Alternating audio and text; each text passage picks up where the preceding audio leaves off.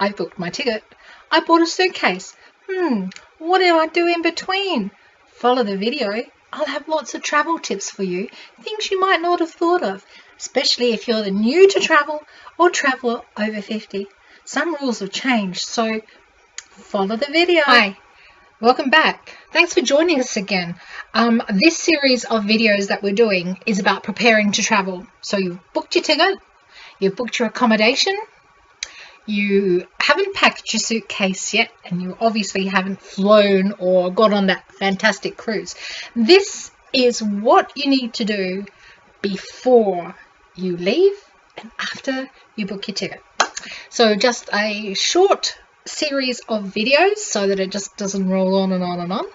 Some helpful travel tips, especially if you're new to traveling, or you're over 50s, haven't travelled for quite a while, or you've just never travelled. Number one, I always make a list way ahead of time. I jot down things that I see in supermarkets, or things I see in shops, or things I want to do, or things I know I have to do. This just makes it easier that one by one you can tick them off. And then by the time you come to pack your suitcase, you've already got everything under control. This is especially good if you're on a budget and you want to buy little knick-knacky things, or great to do it. Jot it down, budget for it, buy it. I always have a suitcase thrown in my spare room with the lid open, and as I buy things, I just pop them in, mishmash, and then sort them out when it's time to pack my bag. So number one is make a list. Number two, organize your pets. Are you sending them to a boarding kennel? Are you getting a family or friend to pop in and spend some time with them? Are you having someone live in the house to look after them and give them all the time that they need so they know they're not alone? My dog goes in a complete meltdown the minute I pull out a suitcase. I don't even have to be going or packing. Once she sees the suitcase, she gets quite upset. So I try to really minimize that time. Maybe if you've never traveled before, your pet's not going to have an idea what's going on. Therefore, they're not going to worry. While you've got someone coming in or staying over to look after your pets, get them to pick up your mail, empty the rubbish bins, pick up your newspapers, water your plants. If they're not staying over actually in the house, which is a good idea because then the house looks lived in, just remind them please to do that for you. If you don't have pets, therefore you don't really need anyone to come and stay over at the house, go to the post office, get them to hold your mail, cancel your newspapers for a while, get someone to come and water your plants, and then you've got it all wrapped up and totally nothing to worry about. As you're rushing out of the house, don't forget to lock it. Check the windows, check the doors. You're so excited, you might not have slept the night before. Make sure that you lock the house. And if you've got someone coming over to water your plants, don't forget to give them a set of keys. So we know that you've already booked your ticket, so therefore you've chosen where you're going to go. But have you actually researched your destination? This is always a good idea. Quite often, there'll be tours that you want to take, shows that you want to catch up on. This is also good for budgeting. You know ahead of time what you're going to need extra rather than just a per day spending money. I always look around to different where we're going. Have they got festivals on? We like to go to Thailand a lot, and so they have quite a few festivals. So I always do a little bit of research, so it's a good idea. Research your destination. Did you know that your airline carrier has a specific baggage allowance for your check-in luggage? Go on their website, go to your travel agents, find out what that is. But keep in mind that even though you have a specific amount of baggage allowance to get to your destination, if you're flying internally, you may have a less amount of baggage allowance. So find out what that is. You don't want to spend up bringing all these goodies back, or from one place to another, just buying, just enjoying, and then have to pay excess baggage allowance because although you're sticking to your international baggage allowance, The internal one might be less. Find out, check it out. Also, your carry-on baggage, so your carry-on bag, also has to fit certain dimensions, and again has an allowance, a weight allowance. Check it out on the website. I think you're allowed to carry a handbag as well, or a backpack. Again, research. I am giving you some great ideas, but I want you to research them yourself. I'm giving you some tips for you to look about and see and make sure that you can carry that off. Do you have any special dietary needs? Are you gluten-free? Do you have any allergies? When you booked your ticket, that usually is the time that you make arrangements for your meals on the plane.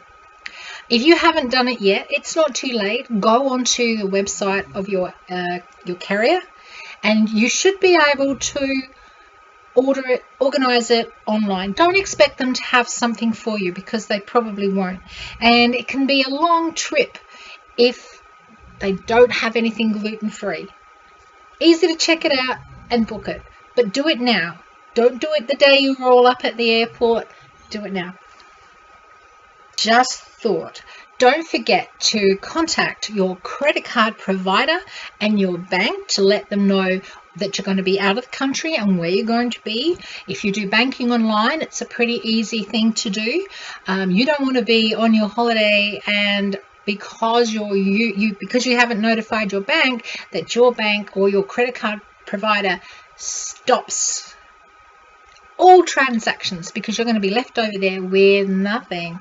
So that's a very important one to do. So even if you don't take my tip about getting someone in to water your plants, for those of you that carry medication, this is very important. So yeah, take heed of this.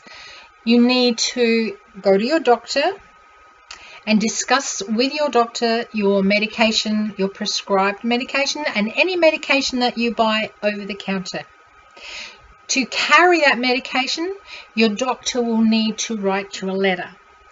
The letter will need to state your name, the name of the medication, the dosage that you take, and that it's for your private use. And with the name of the medication, if you take any over-the-counter medication, it's a good idea for him to pop that in there as well. To carry it, you need to put it in a Ziploc bag of about 20 centimeters by 20 centimeters. And we always, because we carry a lot of medication, we keep it sitting on the top layer of our carry-on. So when we go through security and they ask if there's any medication, we can just pull it out. So we're not digging through, taking up time, wasting other people's time. Just remember that you can't always take a prescription to another country and get them to fill it for you. Some of the medication that you buy over the counter here does not necessarily mean you can take it into another country. For instance, codeine. You can buy codeine here over the counter, and I'm in Australia, but I know that there are a couple of countries that you have to kind of have a letter to get in. Do some research again. If you go onto the web page of the consulate or the embassy of the country that you're traveling to, they will have a list of medications and drugs and what you can take in and what you can't take out. So it is a very good idea to go on those web pages and check it out for yourself.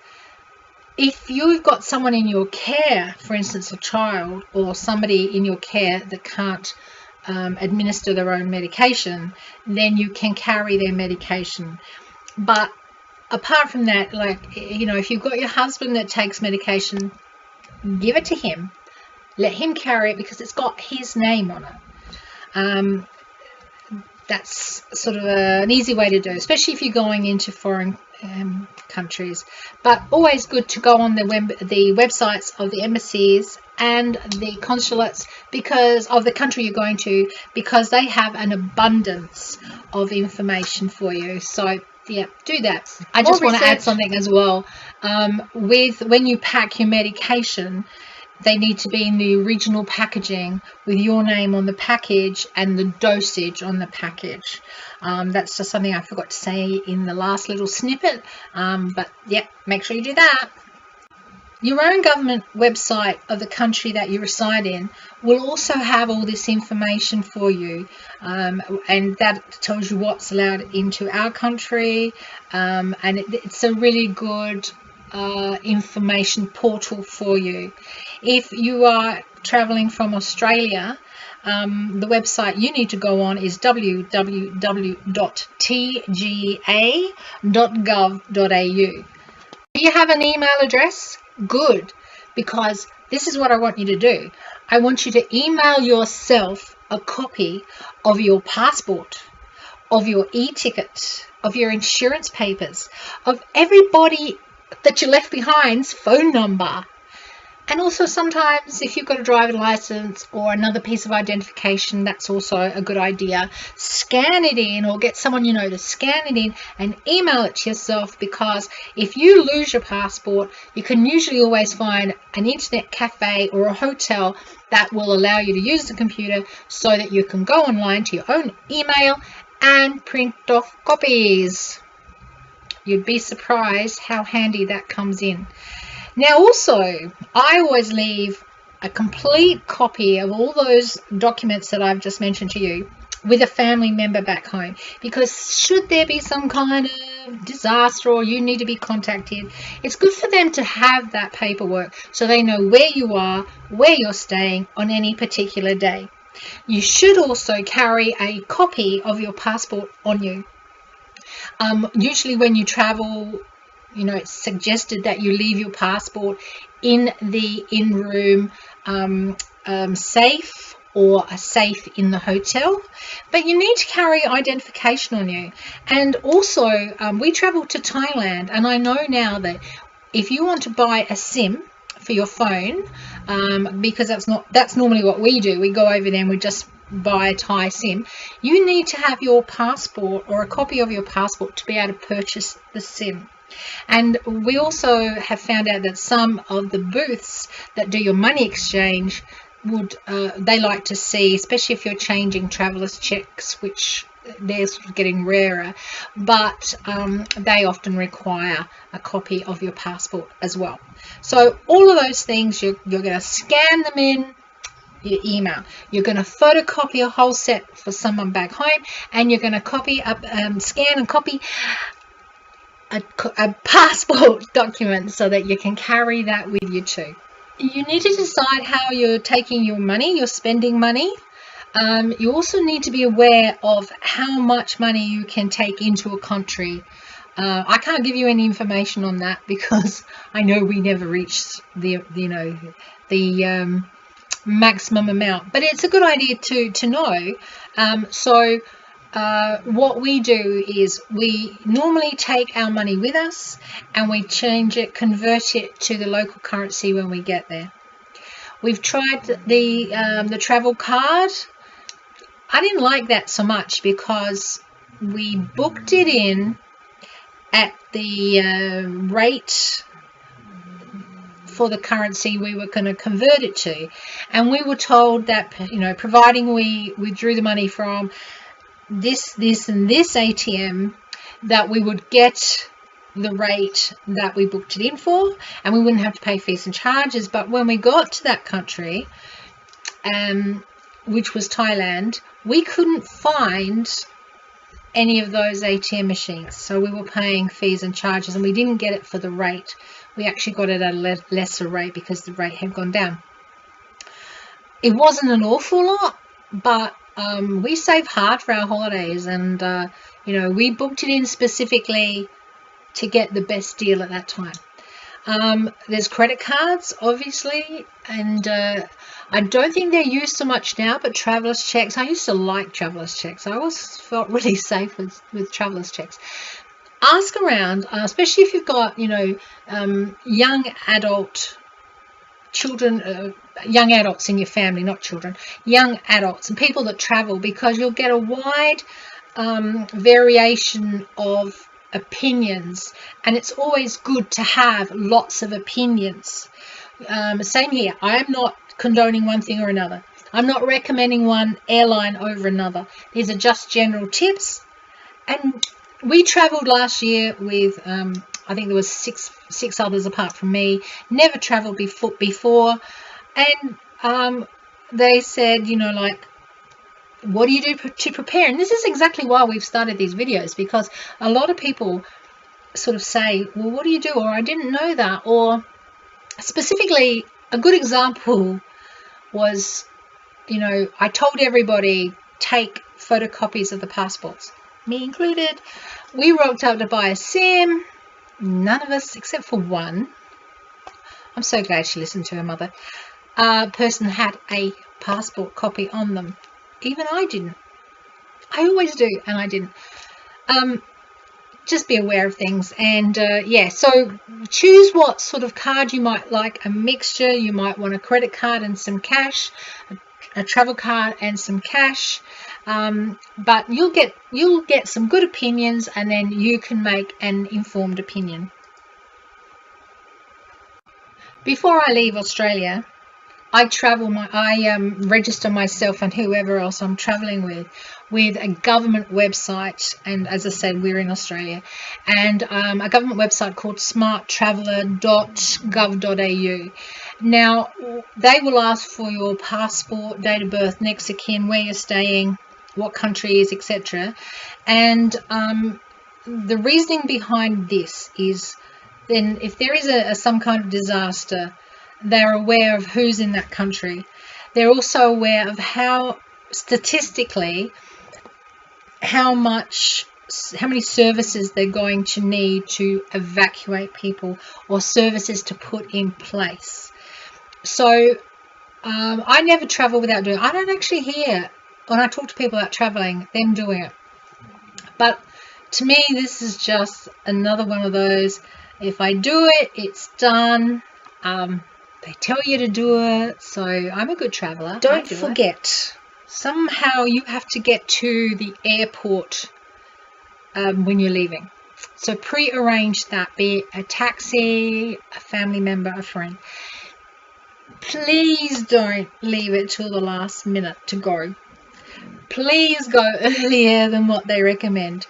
If you have a flat tire on the way, or there's an accident and the police close off the roads, you might be late. And we've heard and we've seen people get offloaded, or their luggage get offloaded, because they're not there. It's so easy. Go earlier. You know, the traffic could be so much different than what you're thinking about. So arrange your travel and go earlier.